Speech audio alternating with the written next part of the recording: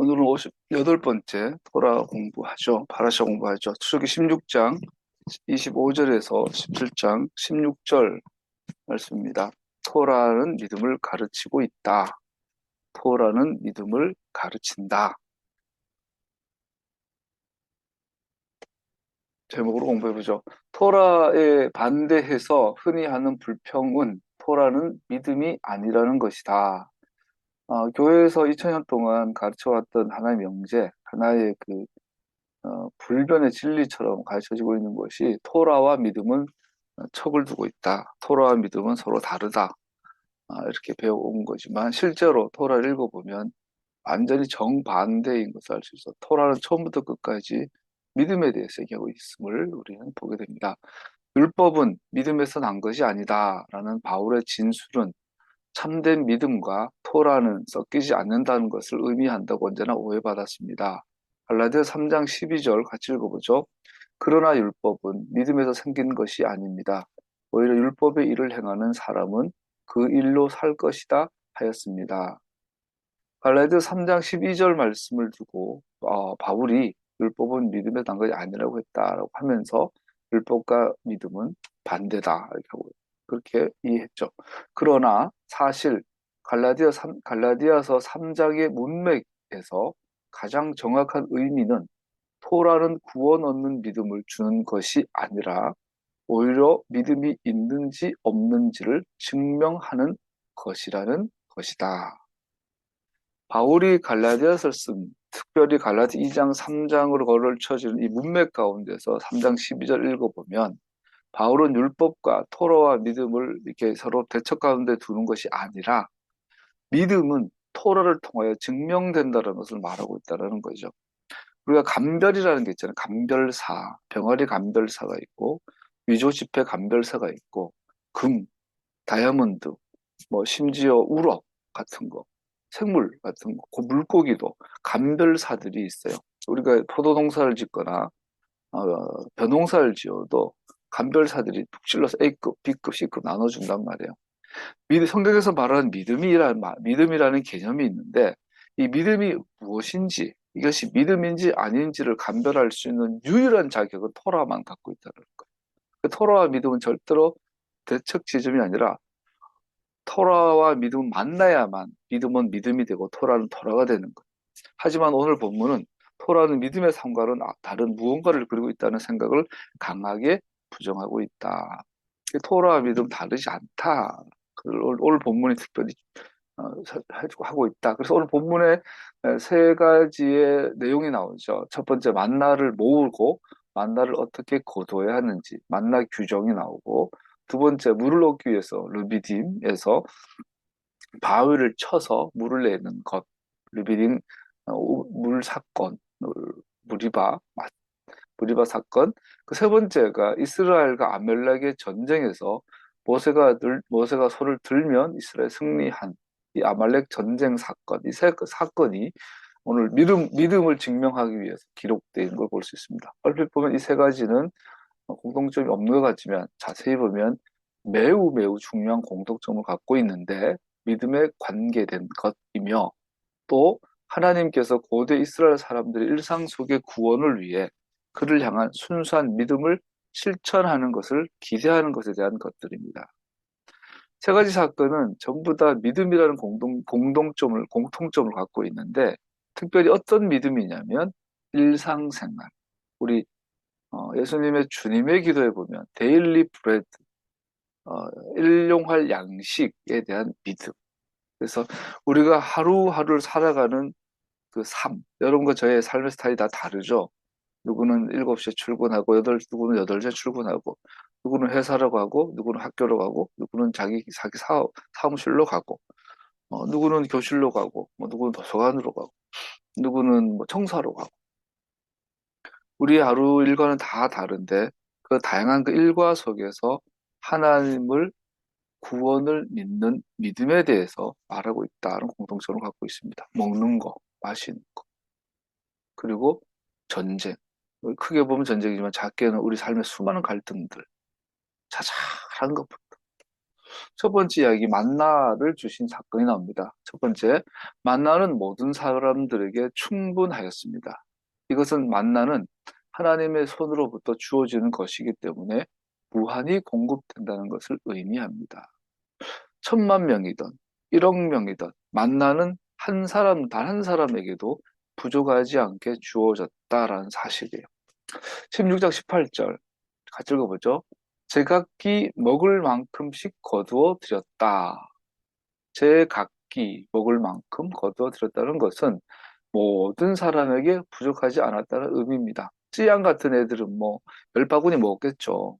우리 같은 사람들 한 바구니는 먹었을 것이고. 이스라엘에게 주신 만나는 하나님께서는 백성들의 필요를 개개인의 차원에서 채우셨다는 것을 증명하는 것입니다. 개개인의 차원에서. 모든 사람은 각자의 필요가 다 달라요. 그런데 하나님께서는 기도 응답을, 하나님의 구원을 맞춤형으로 하신다라는 거죠. 누군가에겐 사과를, 누군가에는 귤을, 누군가에게는 감을 이렇게 배분해 주신다라는 거죠.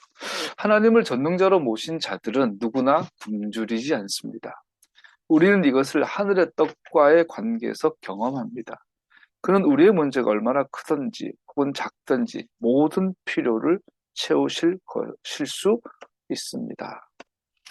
오늘 오전에 우리 사회복지관, 장애인복지관에 바자회가 있어서 뭐 갔다 왔는데 제가 한 역할은 어, 창고에 가서 지난 몇 년 동안 자원봉사 어, 후원 물품 들어온 것들을 차에 실어서 바자회 하는 뒷줄 갖고 있다가 이제 미 갖다 주시면 갖다 주고 이런 역할을 하다가 왔어요.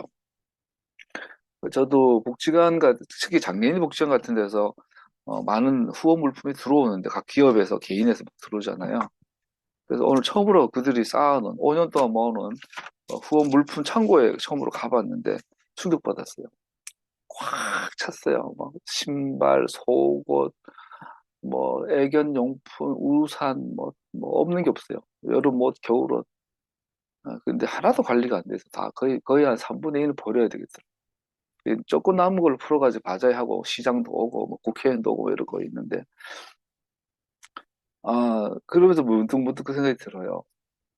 야, 제가 꺼내면서 저 바지 사려면 가든 파이브 가서 25,000원을 줘야 되는데 저 잠바 사려면 어?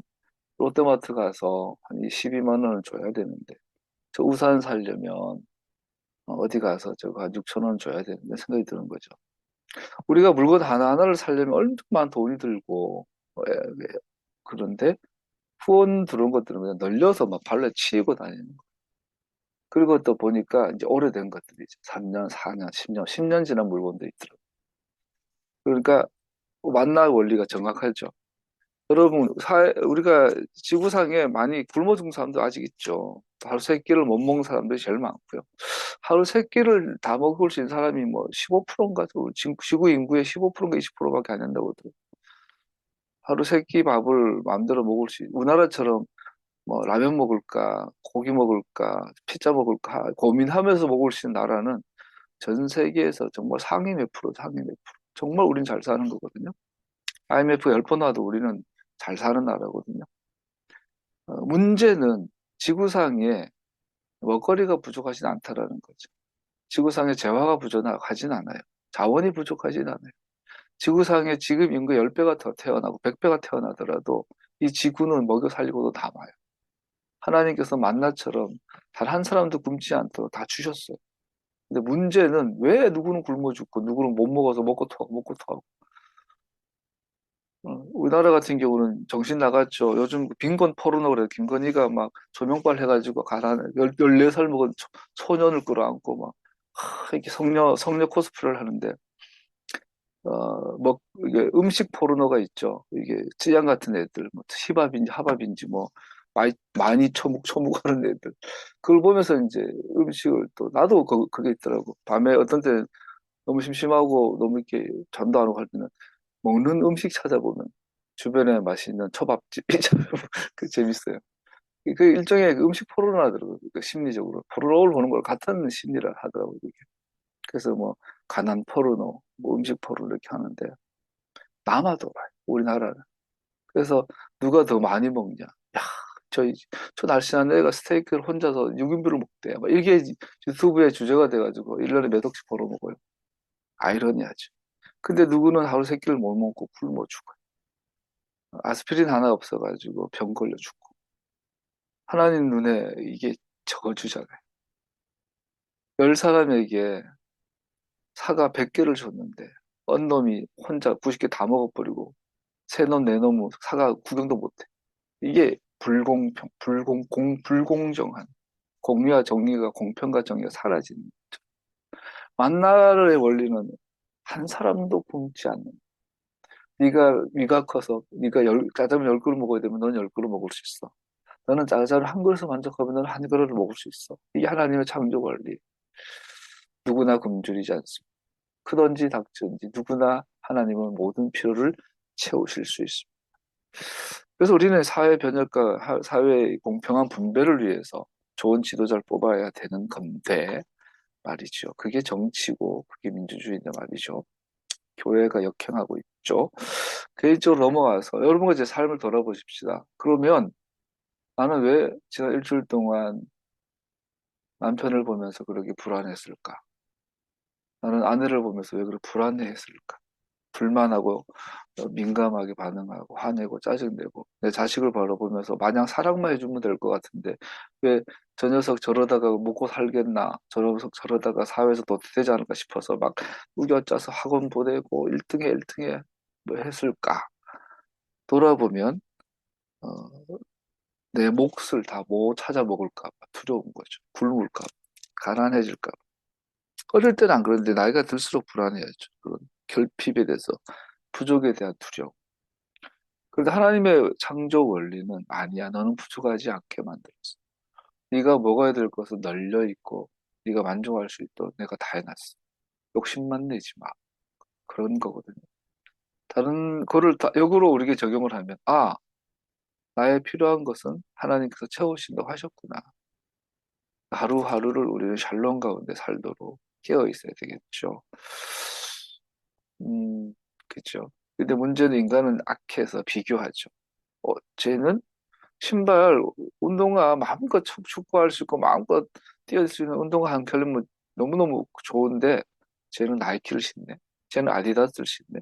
나를 봤더니 메이크가 없어. 그럼 그때부터 만족이 안 되고 비교를 통해서 만족이 안 되니까 우월감 혹은 열등감. 그래서 인생의 시간들 다 낭비하고 있죠. 대학에 들어가기 위해서 누구는 어느 대학, 누구는 어디, 누구 어느 직장, 연봉이 얼마. 내 친구는 뭐 하는데. 이런 얽히고 설킨 비교의 역학에서 우리는 샬롬을 잃어버리고 만족과 감사를 잃어버리고 하나님께서 풍성하게 만들어 놓으신 이 정말 먹거리가 남아도 오르게 만들어 놓은 세상에서 굶으면서 굶어 살고 있는 거죠. 두 번째 사건은 우리는 하나님께서 만날 주시면서 각자 필요에 동등하게 에, 주셨음을 분명히 봅니다. 각자의 필요가 다른데 각자의 필요에 맞게 주셨다. 장로들이나 남자나 다른 성인들도 그들이 필요한 만큼 채워졌고 모든 사람에게 부족함이 없었습니다. 모든 세대에서 우리는 하나님 앞에서 자신의 특권을 주장할 수 없습니다. 모든 사람들은 하나님 보시기에 동등하며 모든 사람들은 각자의 필요를 채우시는 하나님의 능력으로부터 공급받게 됩니다. 모든 이에게 하나님의 은혜입니다. 하나님의 눈에 왕도 없고 장로도 없고 부자도 없고 식자도 없고 가난한 자도 없고 무식자도 없어요. 하나님 보시기에는 그냥 하나님의 자녀들 뿐이지요. 각자의 역할에 따라서 필요한 분량을 다르게 한 것뿐이지요. 그런데 우리 이 원리를 알면 우리 마음속에 평안을 어, 좀 누릴 수 있겠지요. 만나를 모으는 문제의 핵심은 믿음을 실행하는 문제입니다. 결국은 내일을 확보하기 위해 오늘 필요한 것보다 더 많이 거두는 것은 무의미했습니다. 벌레 먹고 썩고. 여러분 그렇잖아요. 저도 이런 스타일인데 예를 들어서 오늘 나한테 10만 원이면 되는데 내일 생각해 보니까 내일도 또 10만 원이 필요해. 그러니까 오늘 20만 원 벌어야 되네. 그거 생각하니까 모레는 30만 원.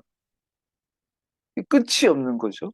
그러니까 인간이 만족을 모르는 아주 뭐 걸식 그 있잖아요. 계속 먹고 죽는 거. 먹어도 배부르지 않고. 자도 인간의 모든 우리 모든 욕망들을 돌아보면 그렇잖아요. 내가 갖고 있는 인간이 갖고 있는 모든 욕망들은 단 한 번도 채워진 적이 없죠. 식욕. 평생을 먹는데 평생에 안 채워져요. 성욕. 성욕에 집착하면 아무리 결국은 변태로 가고 결국은 그 나락에 빠지게 먹고 마시는 거, 뭐 수면욕, 자도 더 잠오는 게 또 인생이에요. 사람은 그러한 존재. 그래서 우리는 여기 만족할 수 있다라는 거, 감사할 수 있다는 것은 어마어마한 은혜이죠. 그리고 그러한 것들은 결국 믿음의 문제임을 오늘 본문은 말해주고 있습니다. 내일을 확보하기 위해 오늘 필요한 것보다 더 많이 거두려고 하는 우리의 욕망과 탐욕들. 그러면 이스라엘은 내일을 위해 무엇을 준비해야 합니까? 안심할 수 있을까? 그러면 오늘 걸 준비됐으니까 내일 걸 준비 안 해도 되네? 그래가 사회생활 해보면 어떻게 돼요? 도태되죠. 요즘 왜 애들이 그, 저거 선행학습을 하죠? 중3 아이가 고3까지 끝내고 들어가요. 초등학교 4학년 때부터 중학교 2학년, 3학년 과정을 배운 애들이 있어요. 정말 그는 머리가 좋아서 혹은 공부에 재능이 있어서가 아니라 키워진 어떤 로봇 같은 존재. 그러니까 한동훈 같은 괴물이 나오는 거죠. 윤석열이 한동훈, 김진태, 서울대학교 법대를 나온 괴물. 그런데 무식한. 여러분 인터넷 한번 뒤져보세요. 유시민 전 장관이 20살에 서울대 경제학과 학부 학생으로 감옥에 가죠. 학생 운동하다가. 민주운동하다 감옥 가가지고 탄원서를 20살짜리 대학생에 갔어요. 법원에. 근데 그 탄원서 읽어보면 조선 제일 명문이에요. 정말 20살짜리 대학생이 어떻게 이런 글을 쓸 수 있지? 읽으면 다 감탄하게 돼. 그거 그 당시 뺐다간 정치 집단이라서 그렇지 판사 누구라도 읽어보면 동의할 수 없고 그 유시민 서울대 경제학과 20살짜리의 패기였고 낭만이었고 근데 오늘 근데 같은 20대의 한동훈이가 쓴 글을 보면 이거는 유치원생 수준이에요. 같은 서울대 법대인데 윤석열이 말할 것도 이준석이 얘는 서울과학고에 나와서 하버드를 나온 친구죠. 과학고에 우리나라 최고 특목고에 하버드를 나왔는데 얘가 쓴 그 연설 문장을 보면 이거는 문장 자체가 성립을 안 해요. 그냥 어디가 시죽시죽거리고 깐죽깐죽거리는 것만 할 줄 알지 문장을 만들 줄 수준이 안 되죠. 자, 여러분, 그리고 왜 그럴까요? 오늘에 만족하지 못해서 남들보다 앞서기 위해서 선행학습 위주로 하다 보니 애들이 독서량이 부족해. 독서가 안 돼. 김건희가 말하는 거 보면 진짜 머리부터 발까지 무식이 흘러요. 무식이 흘러요. 무식이 충만해요. 왜 그럴까? 비록 그래도 박사를 흉내라도 냈기 때문에 이런저런 책들을 주워봤을 텐데 안 돼. 어? 정말 그런 불공평과 그런 사회에서 우리는 과연 안심할 수 있을까? 그것은 오직 하나님께서 그가 약속하신 만나를 내리신다는 것을 신뢰하는 것뿐이었습니다. 결국은 믿음의 문제였어요. 이 원리는 샤밧을 위해서는 두 배로 거두라는 말씀에도 적용이 됩니다. 결국은 샤밧의 가장 핵심 주제는 믿어라. 나를 믿어라. 6일째 두 배를 거둬라. 7일째는 거두지 마라. 그래도 6일째 거둔 것이 7일째 평소처럼 속지 않을 것이다. 샤밧을 지키냐 마느냐. 만나에 대한 모든 주제는 처음부터 끝까지 믿음에 대한 토라는 믿음을 증거하고 있어요. 이것은 믿음을 요구하는 것이었습니다. 그러면 여러분, 믿음의 삶과 반칙을 하죠. 누구는 인생을 태어나서 1루에서 시작하고, 누구는 3루에서 시작하고, 누구는 베이스 홈런 치고 베이스 직전에서 태어나 보니 아버지가 막 장관이야. 아버지가 뭐 100억대. 태어나 보니 아버지가 뭐 이재용이야. 그럼 얘네들이 인생의 그 홈 베이스 밟기 직전에 태어난 거죠. 출발선상에 다른 이 세상에서 과연 오늘에 만족하고 내일에 대해서 나 몰라요 그러고 살 수 있나? 믿음이란 무엇인가? 하나님께서 말씀하신 대로 내일은 벌레도 먹지 않고 썩지 않게 보관하실 것인가? 그렇게 믿었다면 순정했을 것이고 믿지 못했다면 순종하지 못했을 것입니다. 이건 역시 순종을 통해 믿음을 보여주는 것이었습니다. 믿음의 삶을 산다는 것은 매일매일의 삶을 사람은 볼 수 없고 사람은 아무것도 할 수 없는 것을 하나님께서는 행하신다는 것을 신뢰하며 사는 것이었습니다. 왜 예수님께서 우리에게 일용할 양식을 위해 기도하라고 가르치셨는가? 믿음은 하나님께서 오늘 하신 말씀의 기초 위에서 내일을 붙잡는 것입니다. 오늘을 산다. 오늘을 산다. 오늘을 산다. 많은 생각할 걸 함의하고 있지요. 믿음은 오늘을 살면서 내일을 붙잡는 것입니다. 오늘 뇌과학자가 하는 말 들어보니 그러더라고요. 인간의 뇌는 미래에 중독되어 있다. 박문호 교수님이 한 말인데 인간의 뇌는 왜 미래에 중독되어 있느냐? 예를 들어서 차를 타고 가다 갑자기 지금 5분 안에 사무실 가야 되는데 지금 보니까 지금 신호가 하나도 안 막히고 계속 그냥 다이렉트로 달려가면 5분 안에 사무실에 들어갈 것 같은데 신호가 한 번만 빨간색으로 바뀌어도 지각할 것 같아. 이것은 과거에 대한 기억이죠.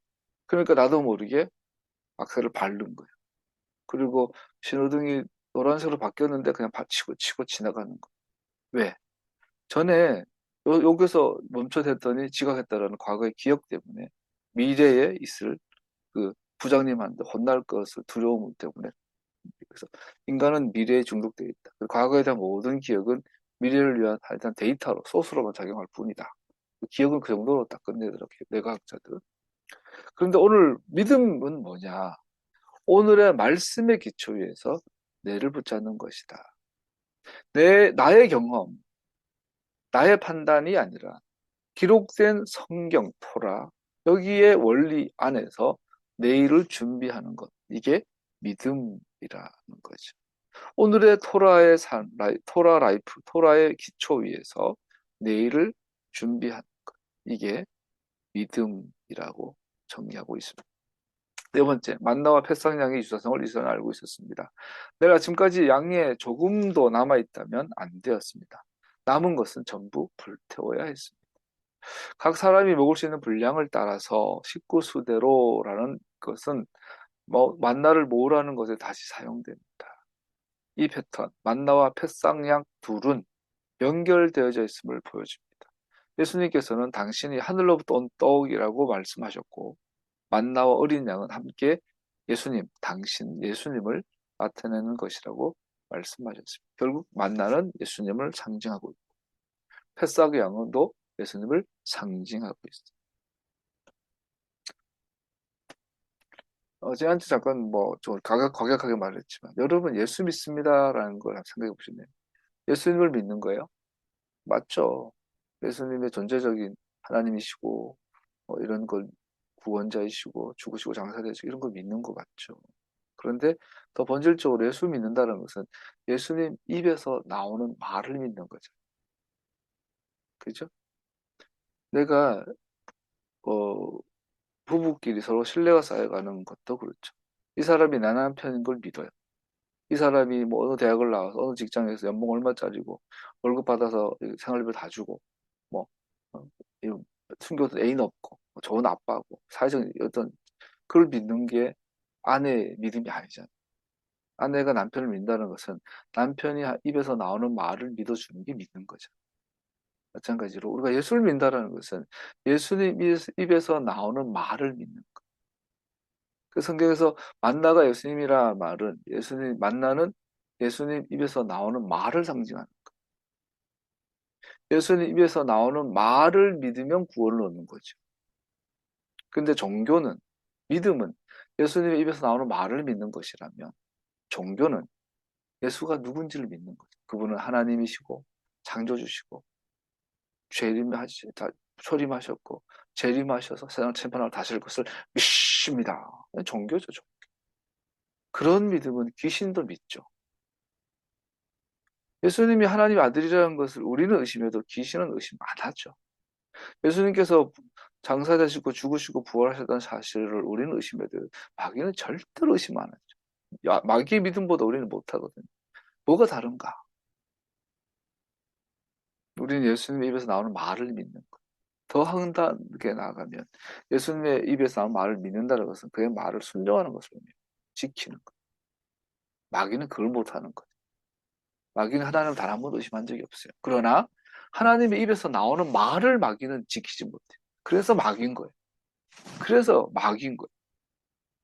오늘날 마귀 교회가 이 모양 이 꼴이 된 게 종교로 예수를 믿은 거죠. 그러나 예수님 입에서 나오는 말은 안 믿었어요.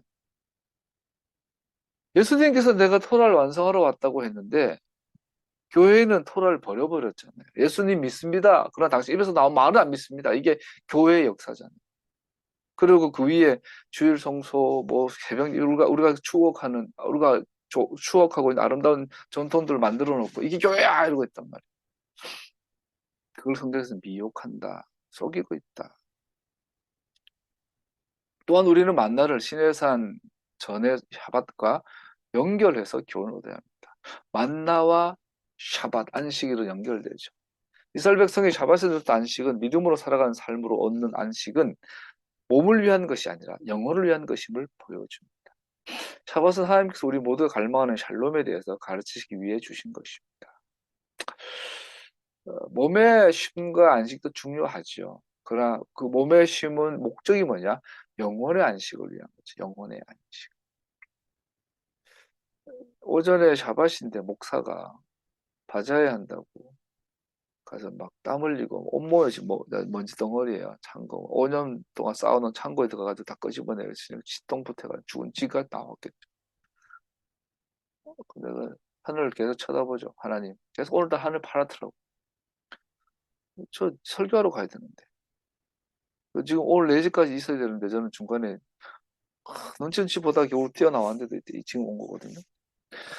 나뿐이겠어요. 저 이스라엘 예루살렘에 살지 않으면 모든 메시아닉 사학자들은 어쩌면 특히 우리 같은 동양인 이방인들은 또 뭐 메시아닉 교회에서 뭐 교인이 30명, 50명, 100명 늘기가 거의 불가능하다 보니까 자립할 수 없죠. 목사가 뭐라도 해야죠.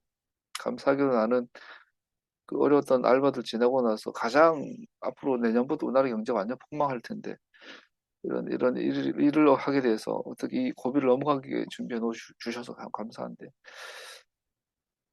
자괴감이라기보다 하나님께 질문하신 하나님 어떻게 돼요? 그만둘까요? 저는 사직서 항상 품에 품고 다닙니다. 근데 하나님 그만두라면 당장 그만둘 텐데 어떻게 해야 될까요? 나는 샤밧을 지켜야 하는데. 근데 어, 물론 뭐 핑계라도 할 수 있겠지만 여러분 샤밧은 몸이 아니라 영혼을 위한 것입니다.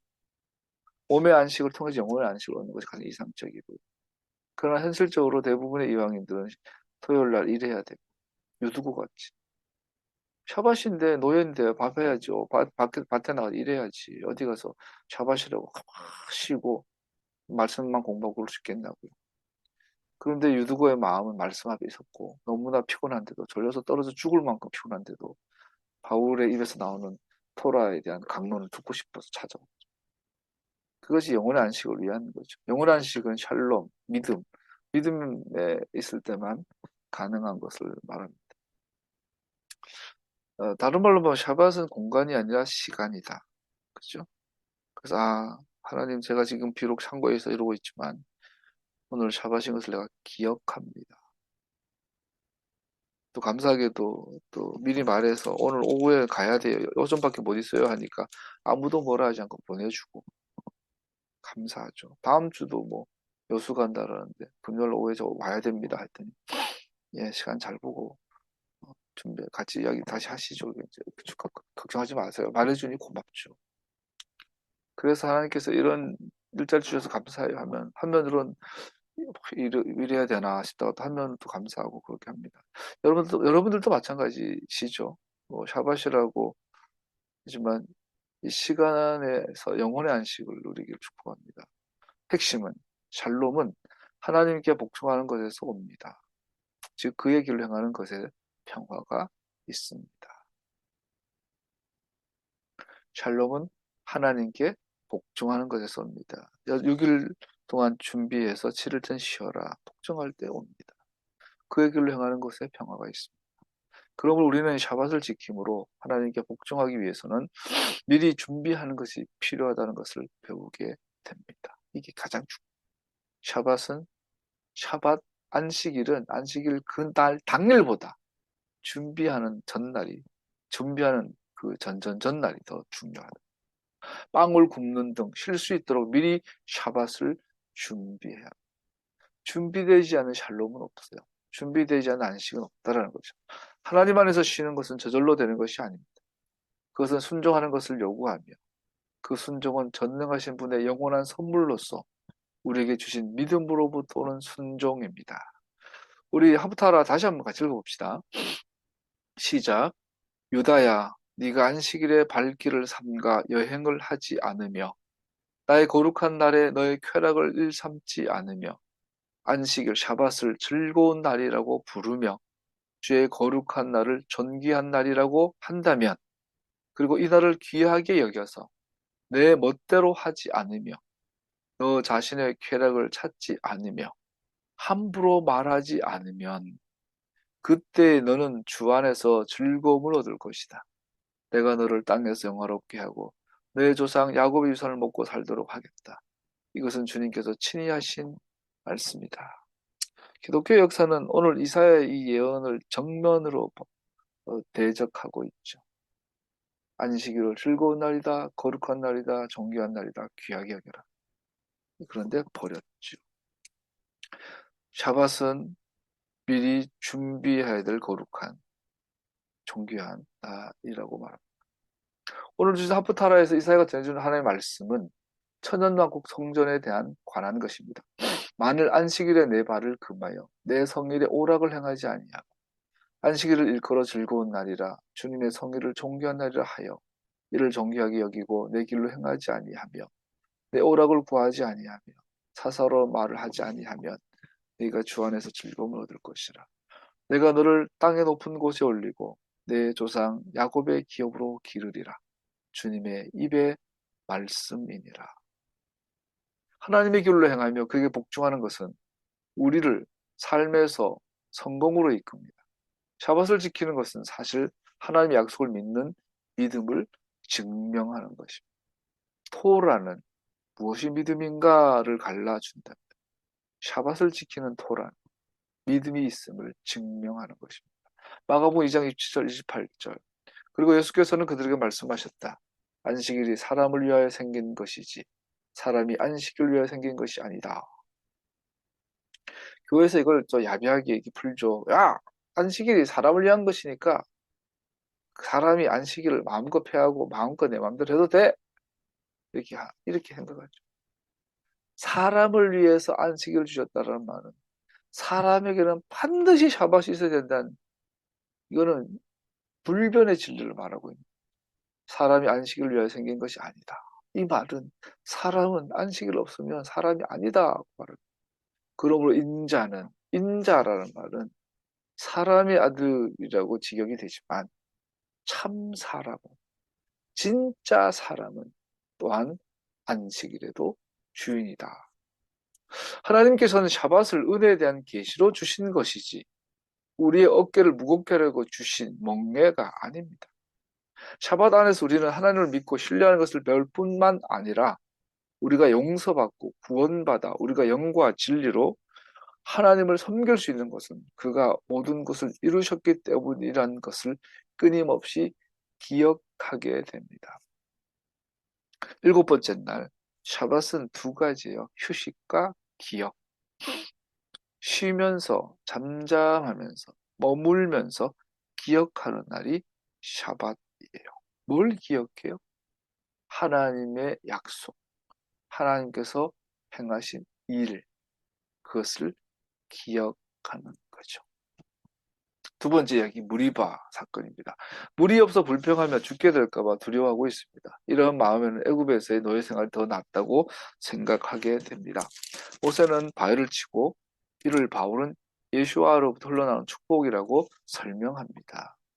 같이 읽어보죠. 고린도전서 10장 2절 4절 시작. 이렇게 그들은 모두 구름과 바다 속에서 세례를 받아 모세에게 속하게 되었습니다.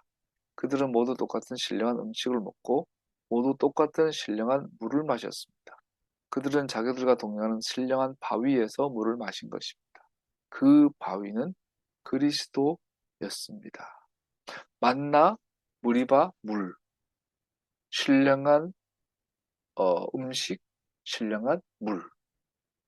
이 두 가지 모두 다 신령한 바위이신 그리스도로부터 나온 거다. 예수님의 입에서 나오는 말씀을 말하고 있는 거죠. 그래서 예수님께서 사도행전에서 승천하시면서 마지막 대위임령, 명령, 오늘 아버지와 아들과 성령의 이름으로 세례를 주고 전도하고 전도회가 교회원 사람들을 오늘날 내가 내게 명한 모든 것을 지키도록 가르쳐라. 전도와 제자도 이거죠. 이게 예수 믿는 거죠. 이 이야기의 교훈은 건의에 복종하는 것입니다. 17장 2절 3절 모세를 향한 불평을 합니다. 백성이 모세에게 마실 물을 달라고 대들었다. 이에 모세가 당신들 어찌하여 나에게 대드십니까? 왜 나한테 그러냐? 내가 니들 데리고 나왔냐? 내가 하나님이냐? 어찌하여 그런데 모세가 또 이렇게 말해요. 왜 나한테 대드냐? 어찌하여 아도나이를 시험합니까? 이들이 나한테 대드는 것은 하나님한테 대드는 거야. 네가 나한테 시험하는 거 대드는 것은 하나님을 시험하는 거야. 그러나 거기에 있는 백성은 몹시 목이 말라서 모세를 원망하여 모세가 왜 그들 이집트에서 데려왔느냐고 그들과 그들의 자식들과 그들이 먹이는 집진 승들을 모두 목말라 죽게 할 작정이냐고 하면서 대들었다.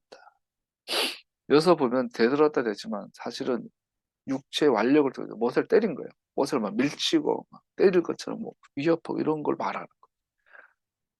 그래서 이제 끝까지 극단에까지 간 거죠. 그런데 모세가 말하죠. 이것은 네가 나한테 한 게 아니라 하나님한테 한 거야. 엄청난 경고죠. 그러면 우리는 지도자들이 실수하고 실패할 때 어떻게 복종할 수 있을까요? 이거 말씀 준비하다가 윤석열이가 저를 헛발질 하는데 윤석열이를 우리 어떻게 지지해야 됩니까? 윤석열의 정책을 다 수용해야 합니까? 그럼 오늘날 여론조사를 보면 아직도 30%가 윤석열을 지지해요. 근데 그 서양에서는 어제 다스베이다 보니까 다 그 컴퓨터로 하는 그 온라인 저걸로 이제 여론조사가 다 바뀌었대요. 그래서 훨씬 더 여론을 잘 잡아내는데 그 컴퓨터로 하면 우리나라 윤석열의 지지율은 20%에서 15% 사이. 탄핵감이죠. 실제로 30% 잡히는 ARS 같은 경우는 대부분 70대 이상에서 그렇게 잡힌다고 해요. 근데 그 70대 이상 대부분 알다시피 대부분 기독교인이에요. 교회 다니는 할아버지 할머니들이 윤석열 지지함으로 나라를 망치고 있어요.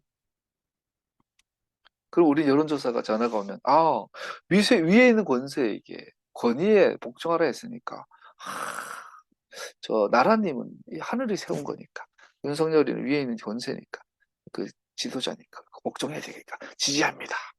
교회 교인들은 아마 이런 의식들이 있어요. 교회에서도 목사님들 그렇게 생각하죠.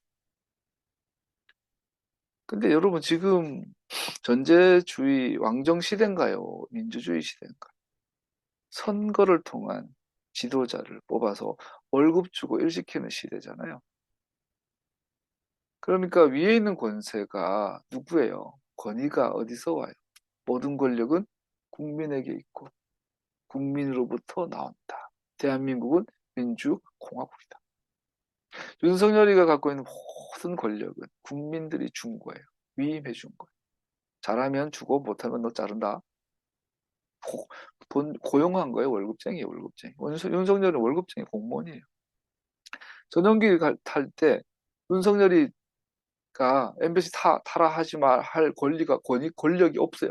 그것은 국민들이 대통령이 나갈 때 바쁘니까 이거 타고 가.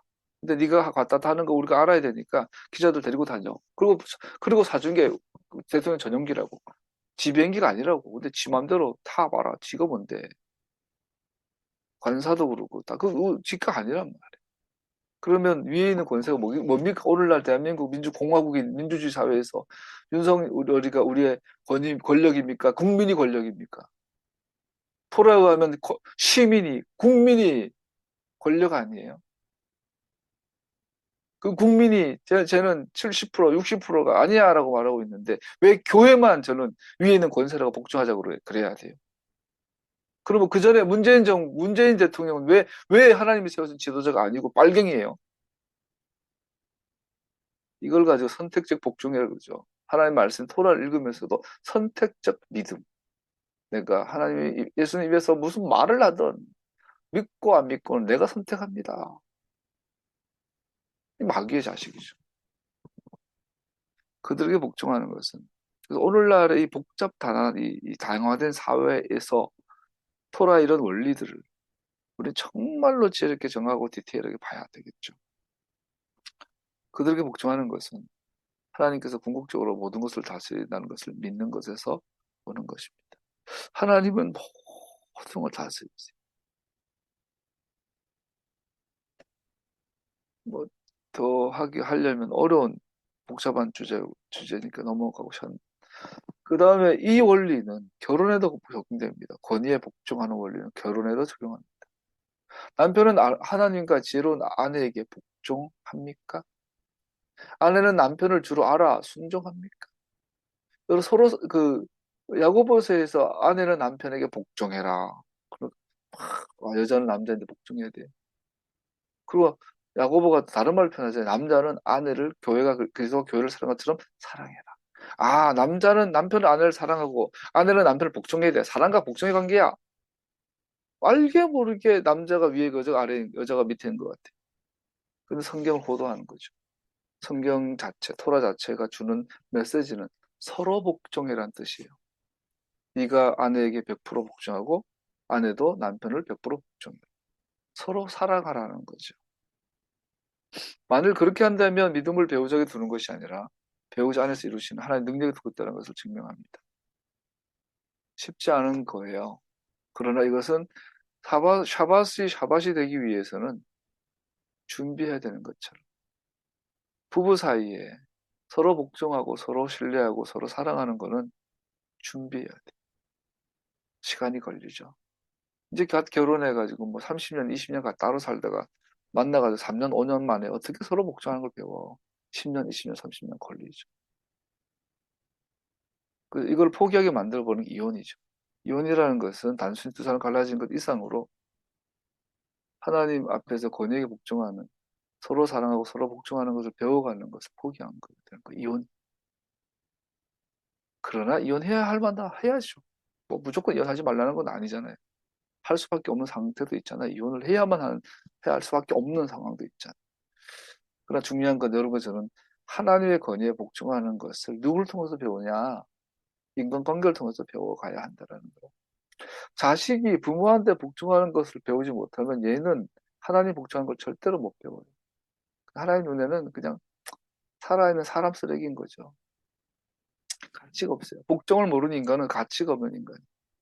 그런 복종을 모르는 권위를 모르는 인간은 하나님께서 뭐 지옥에 보내는 거에 대해서 하나님 지옥 안 보내요. 하나님은 한 사람도 지옥 보낸 적이 없어요. 지가 간 거예요.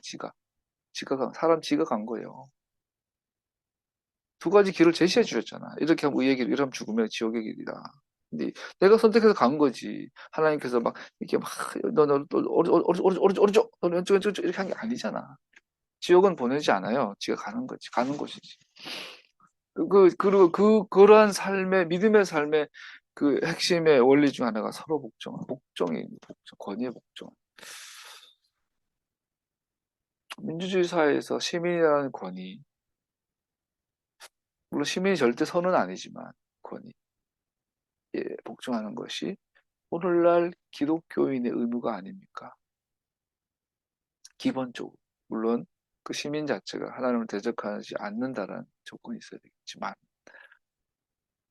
그거 반대로가 아니라 그러므로, 그거 나아가서 부부 사이에, 부모와 자식 사이, 부모와 자식이니까, 나는 부모니까 자식이 너는 무조건 복종해! 이것도 아니죠. 서로 복종이잖아. 복종의 성격이 다른 거잖아요. 남자와 여자 사이에는 복종을 하지만, 아무래도 여자는 보호가 필요한, 배려가 필요한 존재인 것도 사실이니까, 사랑이라고 표현하는 것이고. 여자가 남자를 복종하라는 말은, 남자는 내가 남자라서 안 돼. 남자는요, 병신이에요. 남자는 단순해요. 진짜 병신이에요. 그래서 남자 얘는 칭찬만 해주면 돼. 복종하라는 말은 칭찬하라는, 격려하라는 이야기예요. 병신 같은데 격려하라는 거야. 그래서 남편 마음에 안 들면 칼 들고 아침마다 보고 이렇게 아침마다 눈 뜨기 전에 보고 있으세요. 죽일까? 죽일까? 그러다가 성경에서 뭘 하지? 봤더니 복종하래. 아, 복종하라는 말이 굽신거리하는 이야기가 아니라 격려하라는 이야기구나. 쉽게 말해. 에이, 죽이지 말고 격려 한번 해주자. 그렇게 하루를 시작하세요. 그게 남편을 복종하는 거예요. 격려해줘라. 축복해줘라. 아이고, 바보. 그냥 격려해줬더니 좋아가 날뛰는 거 봐. 아우, 저 바보. 그렇게 사는 거죠. 그게 부부고. 아내를 사랑해주라는 거는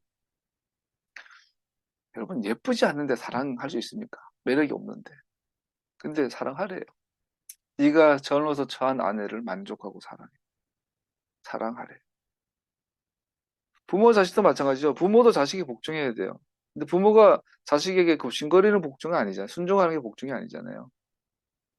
자식을 존중해 주는 거죠. 자식의 결정과 자식의 인격, 자식을 소중히 여겨 존중해 주고 강압하지 않고 강요하지 않고 뭐 이런 거 뭐 그렇게 풀 수 있겠죠. 그러나 자녀 입장에서도 부모에게 기본적으로 복종에 좀 더 리얼하죠. 먼저 순종하는 것이 먼저 돼야 되지만 그러나 불합리하고 이런 것에 대해서는 좀 더 지혜롭게 대처할 필요가 있겠죠.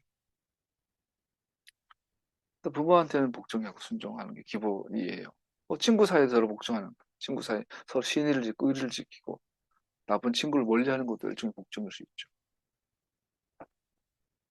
모든 것 서로 복종하는 것을 배우는 것은 또한 공동체를 세우는 재료가 됩니다. 이것은 모든 관계에 적용이 되죠. 거대에 복종하는 능력은 궁극적으로 전능하신 분을 믿는 믿음이 자라난 산물입니다. 여러분 개를 키우면 사람과 개의 관계는 서로 복종해야 되나요? 예, 난 그렇게 생각해요.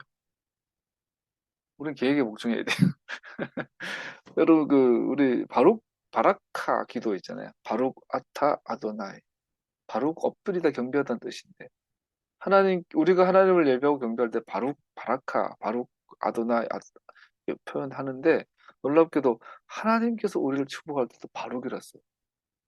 하나님께서 우리를 축복할 때 어떻게 하냐면 우리에게 엎드려요. 하나님께서 우리에게 복종해 주세요. 그게 뭐예요? 하나님께서 우리를 복종하는 것은 뭘까요? 그래서 하나님과 우리 사이는 서로 바락하는 사이. 우리가 이것은 내가 살아가는 모든 대상을 향하여 주는 우리의 삶의 태도예요. 나무를 향하여, 자연을 향하여서도.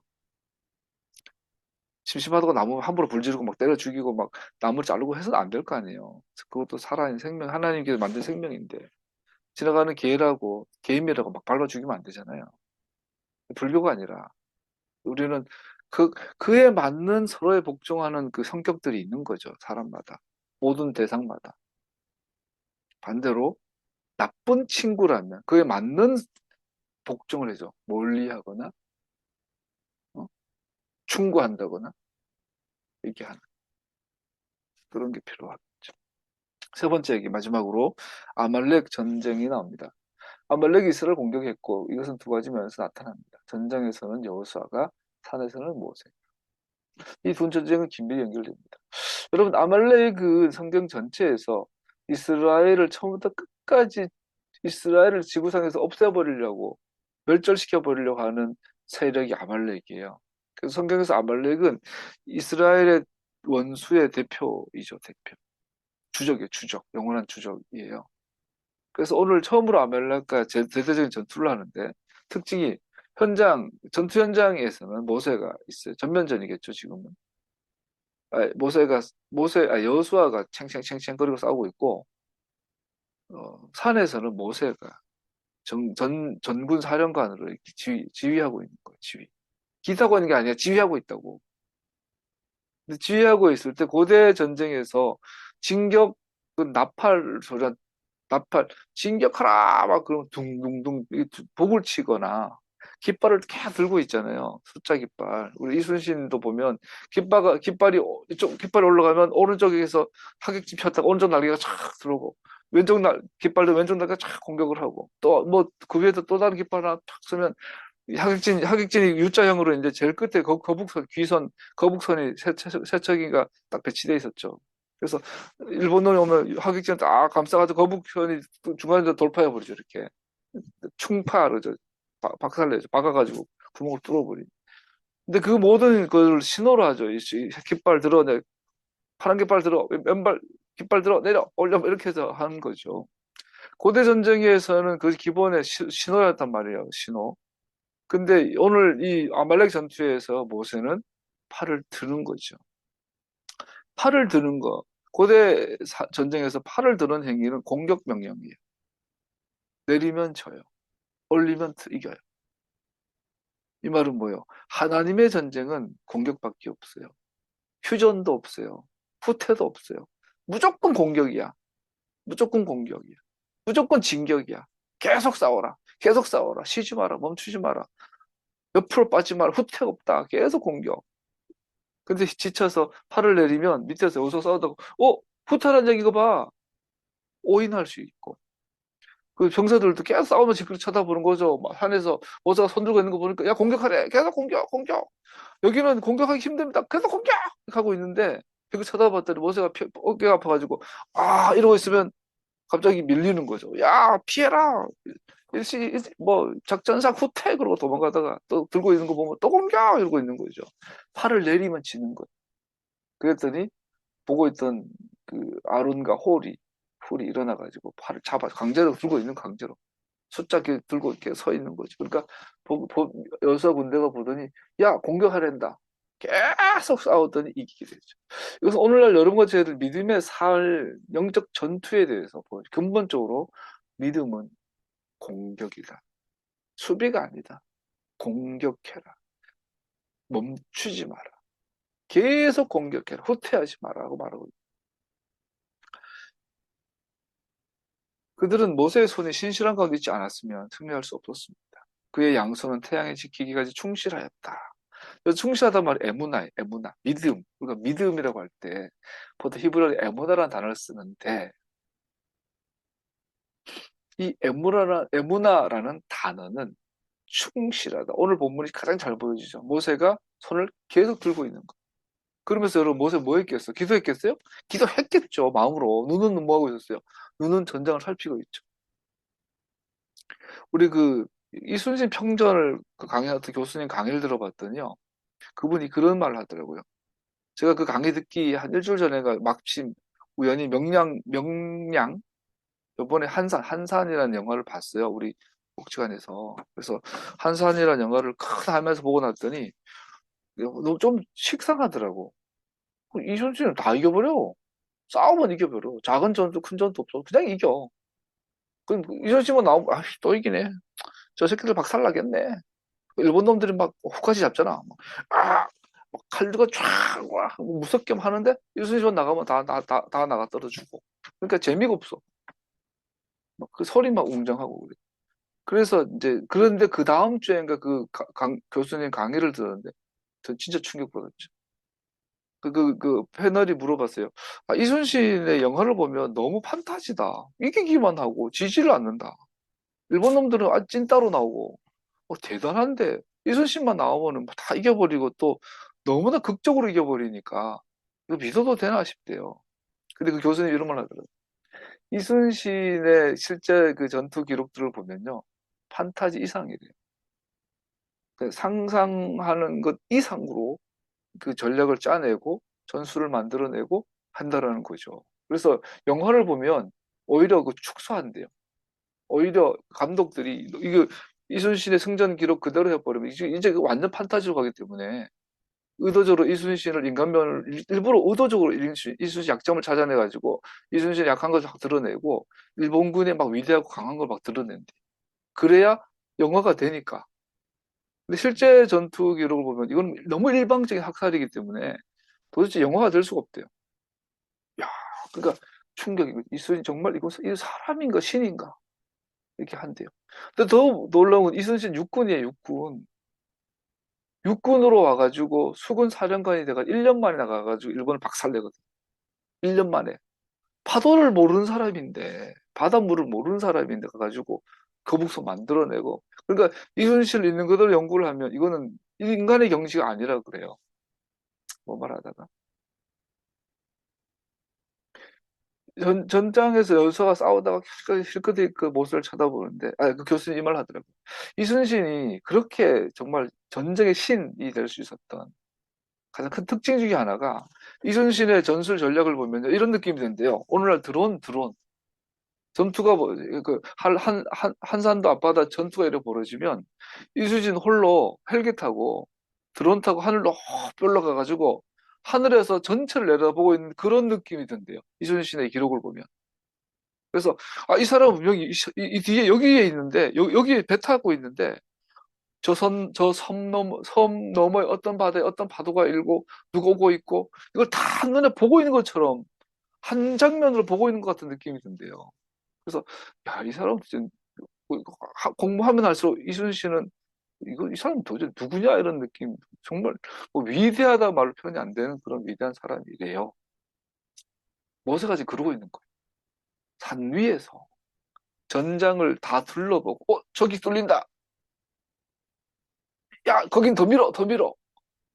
거긴 옆으로 치고 들어가. 이거 보고 있는 거예요, 이게. 야, 이쪽은 궁수를 배치해라. 저기는 기마대 올라가라.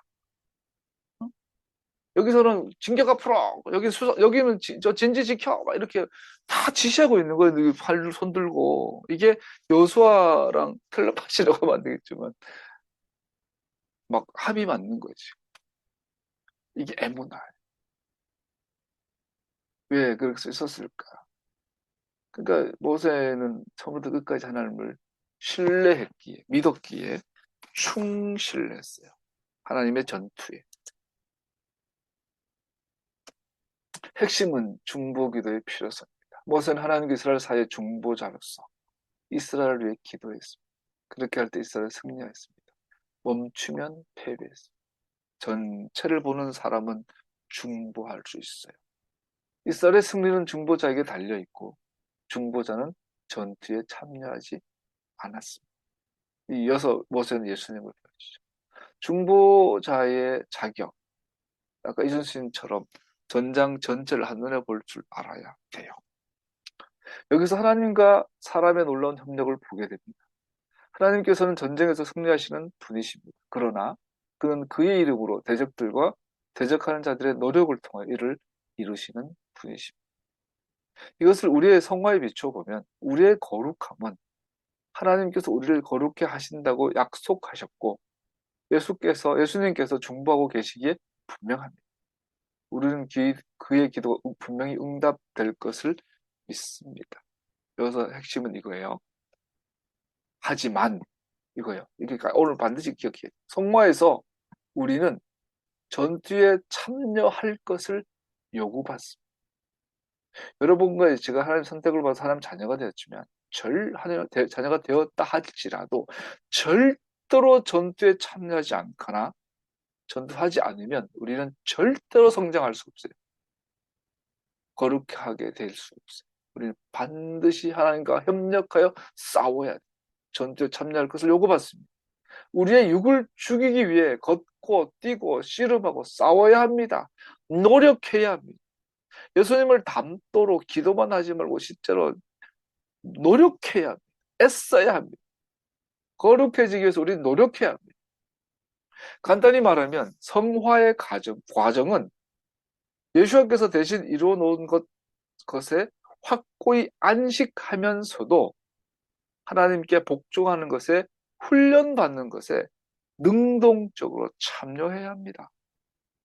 덜 자고 성경 읽어야 하고, 덜 자고 기도해야 하고, 덜 먹고 덜 입고 덜 놀고 하나님을 찾아야 하는 거예요.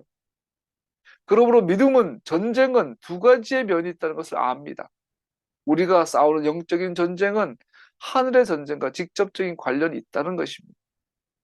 믿음은 이 세상에서의 승리는 항상 중보하시는 산 위에서, 하늘에서 오늘도 여러분과 저를 바라보면서, 그 옛날 매빅 노래 중에 그 참 감동스러운 노래, 오늘도 예수님은 나를 위해 기도하셔. 모세가 팔 들고 중보하듯이 우리는 하고 있는데, 우리는 가만히 있으면 안 되고 전투에 참여해야 된다는 것을 계속 진격해야 된다는 거죠. 우리 주님의 신실하신 중보하심의 결과라는 것입니다.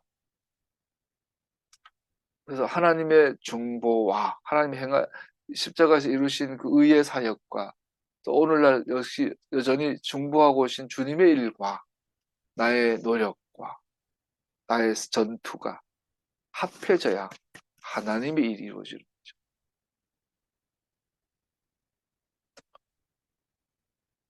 끝났나? 마지막인가 봅니다. 여러분, 그러므로 여러분과 지난주에 그런 말씀드렸는데 지난 일주일 동안 우리가 금요일 되면 삶을 나누고 자기 하고 싶은 말을 합니다. 지난 일주일 동안 별거 없었어요. 아니에요. 별거 없는 한 주간은 없어요. 별거 아닌 하루는 없어요. 내가 보기에 오늘 하루가 별거 없었다 할지라도 주님 보시기에는 팔이 아파 죽겠는데도 못 내리고 중부기도하고 있는 모세의 심정으로 깨어 나를 위해 여러분과 저를 위해 기도하고 계세요. 별거 없는 하루는 단 하루도 없어요. 출근해서 일하는 거나 알바하는 거나 공부하는 거, 도서관에서 공부하는 거나 집에서 유튜브 관자가 푹 쉬고 있는 거나 책 읽고 산책하고 있는 거나 애 돌보고 애 밥 주고 있는 거나 별거 없는 하루는 없어요. 주님 보시기에는 전부를 걸고 당신의 십자가에 달려 생명 걸고 중보해야 될 나의 하루였던 거죠. 매일매일 믿음으로 승리하시기를 축복합니다. 하나님과 함께 승리의 하루로 샤밧을 준비하여 또 샤밧에 만날 수 있었으면 좋겠습니다. 기도하겠습니다.